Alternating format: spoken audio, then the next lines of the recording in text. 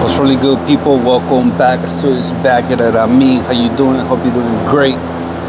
2016 to 2021 Tesla Model S.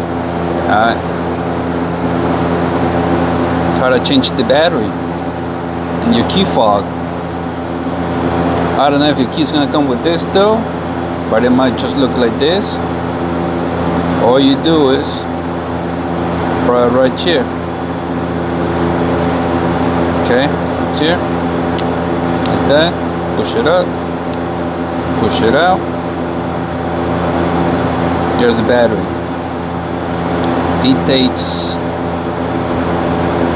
the CR2032.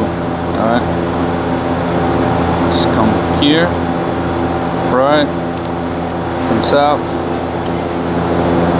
Get your new one, put it like this, push it down, put it the same way you remove it.